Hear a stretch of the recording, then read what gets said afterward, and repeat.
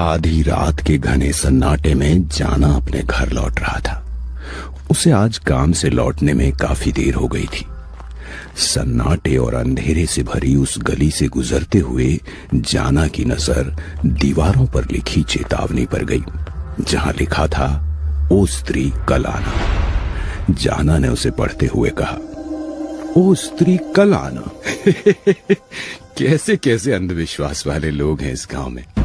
मैंने तो अपने घर से बाहर लिखी इस बेवकूफी को मिटा दिया। पढ़ी लिखी चुड़ैल। जाना अभी कुछ ही दूर गया होगा कि तभी उसे एहसास हुआ जैसे उसके पीछे कोई हो। उसने मुड़कर देखा, मगर वहां कोई भी नहीं था। मुझे ऐसा क्यों लगा जैसे मेरे पीछे कोई था? शायद मेरा वहम होगा। जाना चलते हुए लगभग अपने घर के करीब पहुंच चुका था कि तभी उसे बाथरूम आई। उसने अंधेरे में इधर उधर देखा और वहीं एक दीवार पर हल्का होने लगा। अंधेरे में उसने ध्यान नहीं दिया कि उस दीवार पर चेतावनी लिखी थी, ओ स्त्री कल आना। उसे फिर से एहसास हुआ जैसे उसके पीछे कोई हो। उसने इस बार जैसे ही पीछे मुड़कर देखा, उसका कलेजा मुंह को आ गया। एक सुहागन के श्रृंगार में सजी हुई घूंघट लिए एक औरत उसके बेहद करीब हवा में झूल रही थी। उसे देख उसकी चीख निकल गई। उस औरत ने जाना को भी हवा में ऊपर उठा लिया और देखते ही देखते उसे अपने साथ लेकर गायब हो गई और पीछे सिर्फ जाना के कपड़े छूट गए। भोपाल में हरिपुर नाम का गांव, जहां आधी रात के वक्त एक घर के बाहर भीड़ लगी हुई थी। एक औरत जिसका नाम गुड़िया था, वो घबराई हुई रो रही थी। उसका पति अभी तक काम से नहीं लौटा था। तभी गांव का ही एक लड़का विक्की गुड़िया को हिम्मत बंधाते हुए बोला, घबराओ नहीं भाभी, जाना को काम से लौटने में शायद देर हो गई होगी, वो आता ही होगा। तभी भीड़ से बाहर आता हुआ एक आदमी जिसका नाम रुद्र था, वो बोल पड़ा, विकी, तुम शायद इनकी परेशानी की वजह नहीं देख पा रहे हो, उधर देखो। इतना बोलते ही रुद्र ने गुड़िया के घर की दीवार की ओर इशारा किया, जहां लिखी चेतावनी, ओ स्त्री कल आना, किसी ने मिटा दिया था। उसे दिखाते हुए रुद्र ने कहा, आज पूजा की आखिरी रात है। पिछली 10 रातों से स्त्री किसी ना किसी को अपना शिकार बनाती आ रही है। पूजा के पूरे 11 दिनों तक हर साल गांव के ऊपर यह खतरा मंडराता है। जिस घर के बाहर ये चेतावनी लिखी होती है, उस घर में स्त्री प्रवेश नहीं कर सकती। इसलिए गांव के मर्दों को अगर अपनी जान प्यारी हो तो रात में बिल्कुल भी बाहर ना निकले और ये चेतावनी अपने घरों पर लिख कर रखें। रुद्र गांव के ही पुजारी का लड़का था और ऐसे मामलों में जानकार भी था। इसलिए गांव के सभी लोग उसकी बात ध्यान से सुन रहे थे। साथ ही साथ विक्की, रुद्र और जाना अच्छे दोस्त भी थे। रुद्र की सारी बातें सुनने के बाद आखिर में विक्की ने कहा, आखिर जाना के घर बाहर लिखी ये चेतावनी मिटाई किसने होगी? बात चाहे जो भी हो रुद्र, हमें अपने दोस्त जाना का पता लगाना ही पड़ेगा। विकी और रुद्र का दोस्त जाना स्त्री का शिकार हो चुका था और इधर दोनों उसे खोजने का प्लान बना रहे थे। किसी को कुछ भी पता नहीं था कि आखिर इस चुड़ैल को कैसे हराया जाए। उधर गांव के छोर पर एक खंडहर हो चुकी हवेली से किसी के चीखने की आवाज आ रही थी। हवेली के अंदर एक कमरे में जमीन पर पड़ा हुआ जाना काफी डरा हुआ था और उसके डर की वजह उसके ठीक सामने थी हवा में झूलती हुई स्त्री, जो कि काफी डरावनी नजर आ रही थी। जाना उससे अपने जान की भीख मांग रहा था। मुझे माफ कर दो, अब मैं कभी रात में घर से बाहर नहीं निकलूंगा। मुझे माफ कर, मुझे। तू मेरा 10वां शिकार है। तुम सब मर्द एक जैसे होते हो। औरत तुम्हारे लिए सिर्फ एक इस्तेमाल करने की चीज है। अकेली औरत तुम्हें सिर्फ मौका नजर आती है। मैं देती हूँ तुम्हें मौका। मेरे साथ शादी करो और सुहाग रात मनाओ। आओ। इतना बोलती हुई स्त्री चुड़ैल उसकी तरफ बढ़ने लगी। जाना, जो अब तक जमीन पर पड़ा था, वो चीखते हुए उठकर वहां से भागा। उसे अपनी मौत साफ नजर आ रही थी। भागता हुआ जाना उस खंडहर हवेली से बाहर निकलने की कोशिश कर रहा था और स्त्री की हंसी पूरे खंडहर में गूंज रही थी। इधर विक्की और रुद्र जाना को खोजने निकल चुके थे। गलियों के घने अंधेरे से होते हुए वो दोनों गांव के आखिरी छोर तक पहुंचे ही थे कि तभी उन्हें उनके दोस्त जाना के कपड़े बीच रास्ते पर पड़े मिले। ये तो जाना के कपड़े हैं। इसका मतलब उसे स्त्री अपने साथ ले गई। वो जिस भी मर्द को अपने साथ ले जाती है, उसके कपड़े वहीं छोड़ जाती है। दोनों बात कर ही रहे थे कि तभी उन्हें अपने सामने एक लड़की का काला साया नजर आया। इसे देखकर दोनों काफी डर गए। वो उनकी ही तरफ बढ़ रही थी। तभी डरते हुए विक्की ने रुद्र से कहा, ये तो मुझे वही स्त्री चुड़ैल लग रही है।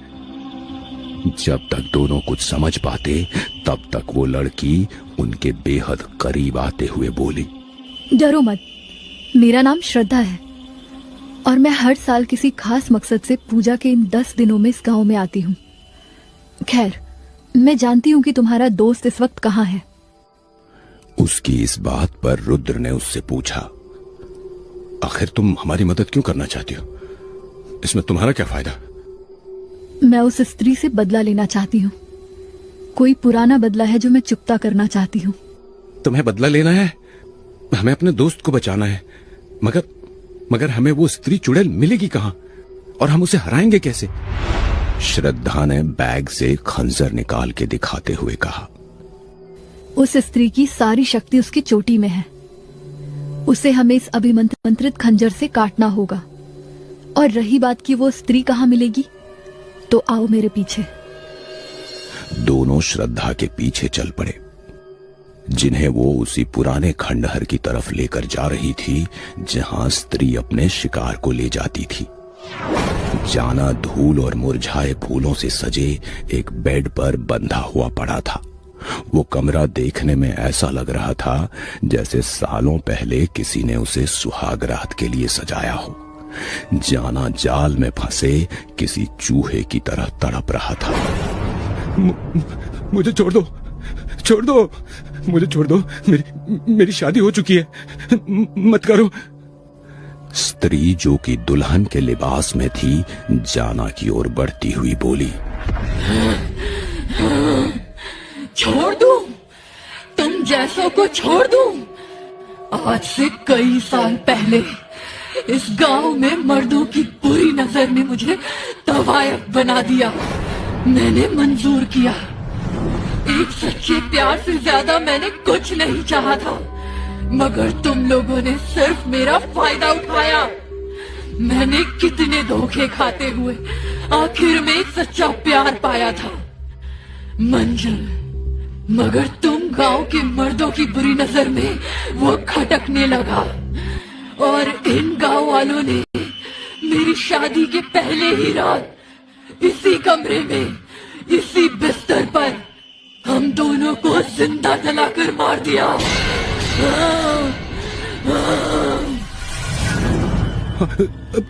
आपका बदला तो पूरा हो चुका है। मैं तो बेकसूर हूं, मुझे छोड़ दो प्लीज। स्त्री ने अपना घूंघट हटाया। बड़ा ही खौफनाक चेहरा था उसका। वो जाना के बेहद करीब आते हुए बोली, जब तक मैं इस गांव को ऐसी मर्दों से मुक्त ना कर दूं, तब तक मेरा बदला पूरा नहीं होगा। करीब आओ मेरे, हमारी आज सुहाग रात है।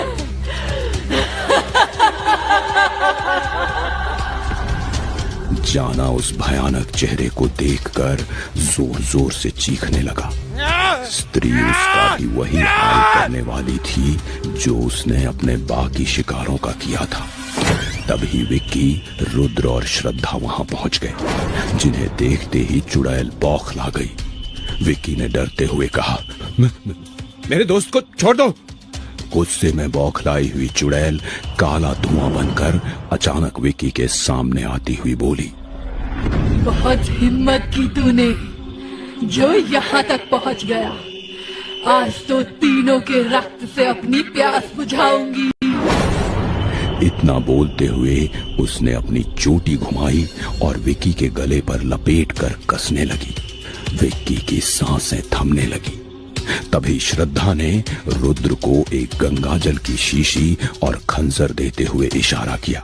रुद्र ने फौरन ही श्रद्धा के बताए मंत्र का जाप करते हुए गंगाजल चुड़ैल पर छिड़का। चुड़ैल दर्द से तड़पती हुई पीछे हट गई, मगर जाना, जो कि अभी तक बेड से बंधा हुआ था, वो उन तीनों के सामने आ चुका था। जाना किसी तरह के सम्मोहन में था। उसने रुद्र और विक्की को गले से पकड़कर हवा में उठा लिया और रुद्र के हाथ से खंजर गिर गया और उधर स्त्री श्रद्धा के गले को अपनी चोटी से जकड़ती जा रही थी। तीनों को अपनी मौत बेहद करीब नजर आ रही थी। विक्की, जो कि दम घुटने से तड़प रहा था, उसने जाना को एक जोरदार धक्का दिया। जाना के हाथों दोनों छूट गए थे, मगर श्रद्धा का गला चुड़ैल अपनी चोटी से कसती ही जा रही थी। विक्की को कुछ सूझ नहीं रहा था कि तभी अचानक से उसकी नजर वहीं पड़े खंजर पर गई। विक्की ने लपक कर खंजर उठाया और स्त्री की चोटी काट दी। एक तेज रोशनी हुई और चुड़ैल की चीख से पूरा खंडहर गूंज उठा। जाना और चुड़ैल जमीन पर बेहोश पड़े थे। उन दोनों को देखते हुए श्रद्धा ने कहा, इस चुड़ैल की चोटी काटने से उसकी शक्ति चली गई है। तुम्हारा दोस्त उसके सम्मोहन में था, मगर अब वो भी होश में आ जाएगा।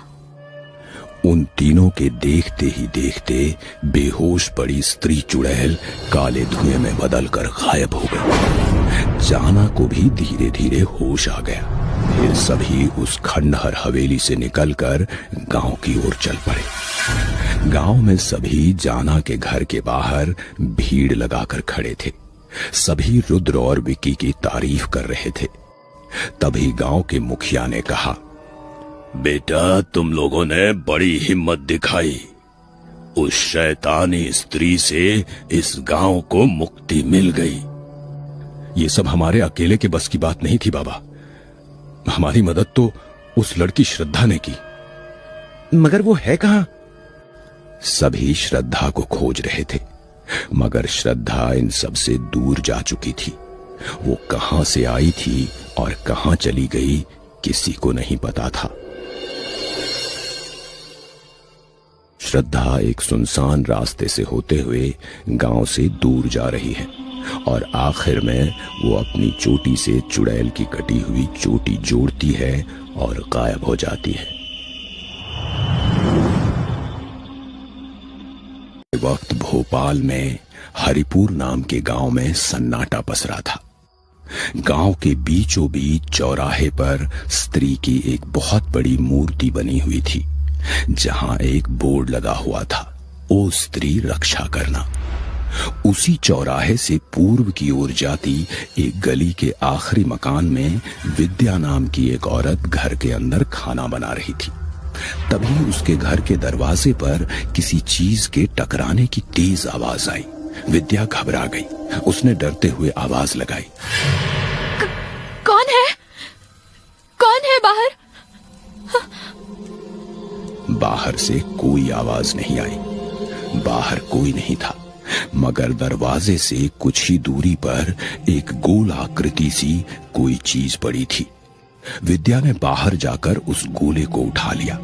पहले तो वो समझ ही नहीं पाई कि आखिर वो चीज है क्या, मगर फिर उसे एहसास हुआ कि ये किसी का कटा हुआ सिर है। उस सिर ने उसकी तरफ घूमते हुए अपनी आंखें खोली, जो कि बिल्कुल लाल चमक रही थी। उसकी बड़ी जटाओं ने विद्या को पूरी तरह से जकड़ लिया और अपने साथ हवा में उड़ाकर ले जाने लगी। विद्या जोर से चीखी,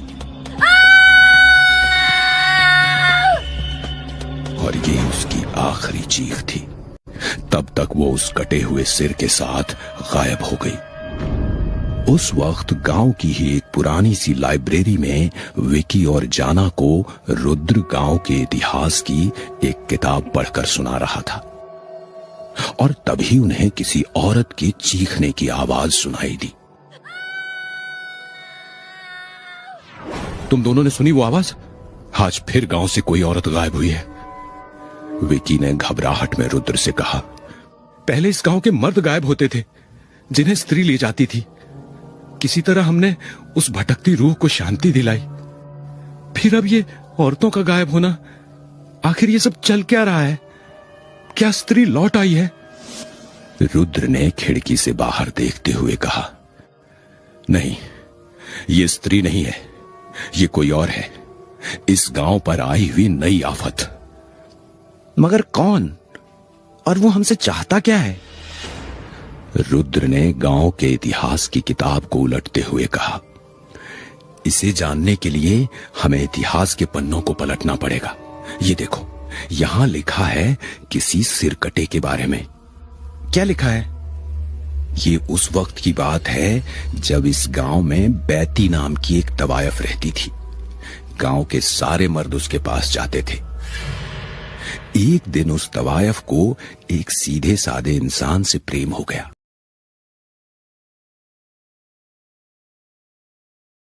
Like, comment, and subscribe.